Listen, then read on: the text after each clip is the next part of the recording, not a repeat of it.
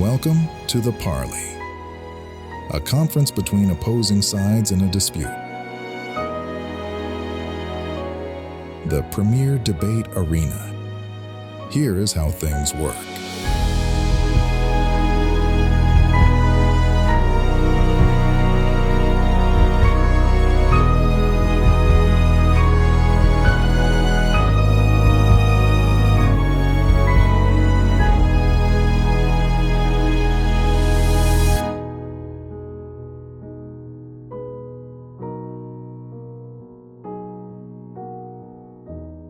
We got Steph, we got LeBron. Championship impact. Where we going first? Eldest first. I think it's James. And I think about what James has been right from the beginning of the league, right from the beginning, his inception of the league. That was the plan.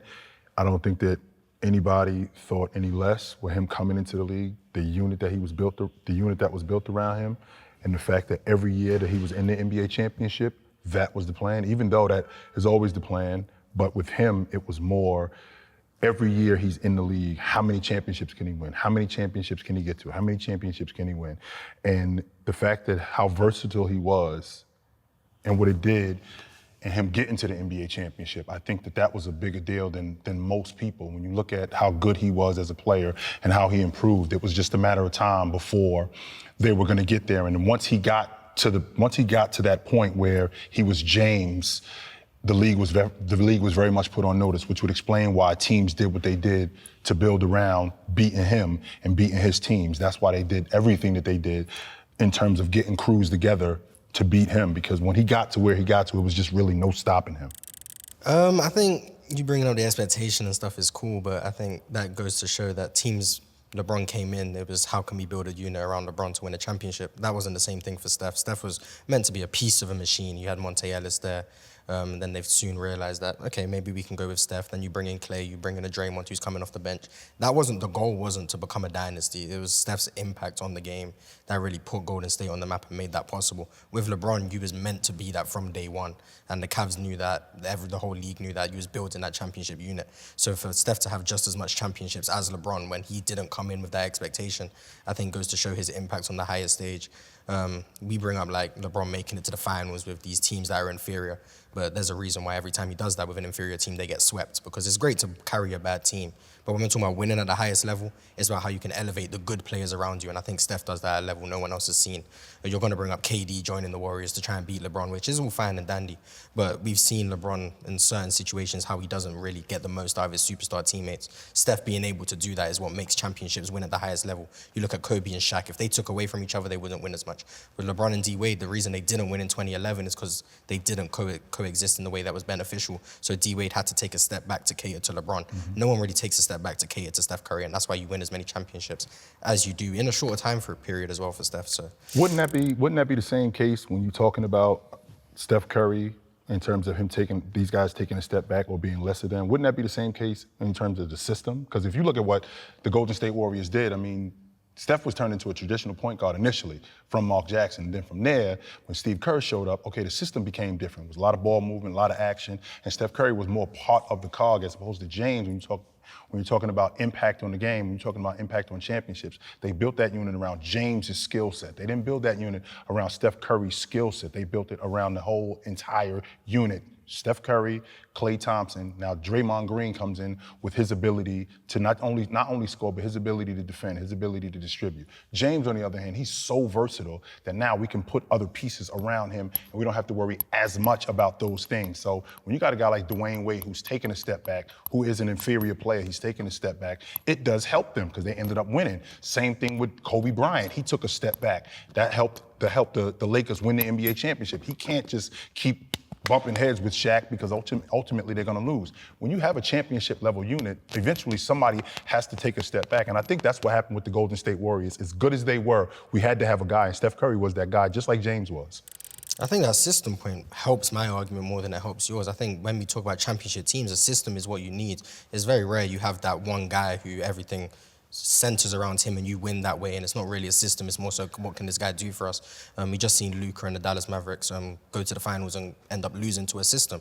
Most people would agree that Luka is the best player of anyone on Dallas or Boston, but the system prevailed, because when you have a system and everyone knows their roles and everyone plays within that system, that's how you win. It's not having one guy do everything and you don't know where your shots are going to come from because it's a drive and kick offense or it's heliocentric. When you have a system that that emphasizes people getting equal opportunity or getting the ball where you know where you're going to get it. KD knows he's going to get it on the elbow, or Steph knows he's coming off this double stagger. All of those things make it hard for defenses, make it harder for offenses to counter against it on the other end, which is why the Warriors are one of the best defenses and offenses in the NBA.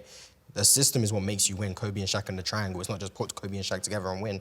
You get the triangle. Same thing with the Chicago Bulls, even the San Antonio Spurs, especially that 2014 team, which many regard as the best team. That's a system. When you have a system that raises your ceiling, and Steph being able to play in a system and LeBron that being more up in the air, once again, that's why he has the bigger impact, that system ability. But I also think that when you're talking about James... Hold on a second. So going into this 4-minute round, I want to know, if you guys were starting a team, you have Bron, Steph, whoever you want to throw in there. Let's stay with Bron and Steph. Who would you decide? So would you take Steph? Would you take Bron, being that the championship impact would you come with? And would you take LeBron, knowing Steph is out there and his championship impact? I think the argument for LeBron is longevity. He's been around for longer. I'm just saying 1 year. But if you give me 1 year, I'm going to go... It is back and forth. Yeah, I'm going to go with a guy who's shown to lead some of the best regular season teams of all time and a playoff team that was 16-1. LeBron has never dominated the regular season and the postseason to that degree. You're going to bring up the 13 Heat, I know, because they went on that 27-game winning streak. But there's a reason they went to Game 7 in the NBA Finals against the Spurs team. And we can point out that Ray Allen did some Superman stuff. So, the Warriors have shown to be dominant with and without Kevin Durant. 67 wins in 2015, they won. 73 wins in 2016, they lost to your guy. But then 2017, they then add a superstar, they win again. Steph has shown that in a multitude of circumstances he can win. Even when a team isn't dominant, 2022, but Marz, they still win. Here's the difference, though. I've seen James be able to adapt to certain systems, because Eric Spoelstra's system is not the same as what was going on in Cleveland in stint 1. And then Eric Spoelstra's system is not the same as when he was playing with Kyrie Irving, when he was playing a lot more off the basketball. When Kyrie Irving was taking more shots than he was. Not only was Kyrie Irving taking more shots than he was going to him more, right? So when he was going to him more, that means that me being able to be more versatile, I don't have to play on the basketball as much. Just like what was going on with Steph Curry, I can show my versatility and I can enhance our unit because I do more than you. That's the impact on us winning championships. And on top of me being able to shoot the long ball more, on top of me being able to get to the rim more, on top of the fact that I'm able to get to the rim, not just get to the rim, but defend more. I feel like that enhances our championship chances and impacts winning. I don't think that there's a guy who has done that more than I have since I've been in the league. But then you get him next to Kyrie, and that's more of a system because he's playing off the ball more. And it's even if I agree with you, that's a team that was barely able to scrape by Steph Curry when he was hampered, when Bogut was injured, Iguodala gets hurt, and he barely won that series in 7 games on a 1-possession game. So he plays in a system and he barely beats a hampered Steph Curry. It's cool, I guess. And then when he's in Miami, and then, it's a system again, and he barely beats the Spurs.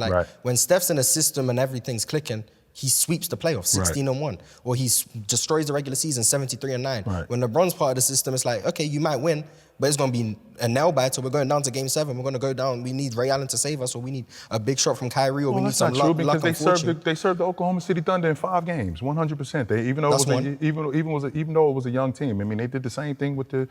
They walked through the playoffs. You talk about how weak the Eastern Conference was. That goes without saying with me. They still ended up walking to the finals. And with them beating the San Antonio Spurs, you talk about Ray Allen saving them. He had 16 points in the fourth quarter. No 16 points, no Ray Allen jump shot. So it's not like it was not like that was just done by himself. And on top of all of that, we're talking about a guy in James who, as good as he was during that time, he still was able to help these other guys get better. That's the part of being on a championship unit. So a guy like Chris Bosh, okay, sure, Chris Bosh, you had to take a step back and you had to do other things in order for us to win. That's a part of being on the championship team, because we saw what you looked like when you were the man when you were in Toronto. You were a one-time All-Pro. You made the All-Star team begging to get on the All-Star team, and your team wasn't very good in the playoffs. So when you're talking about taking a step back and being part of a system, is a difference between a guy being the system and how much better they are. And lastly, I just want to make sure that we remember, last time I checked, Adam Silver did not come onto the podium and say, congratulations, barely NBA champions. He made sure that he said NBA champs. It doesn't matter how we did it. We absolutely did it.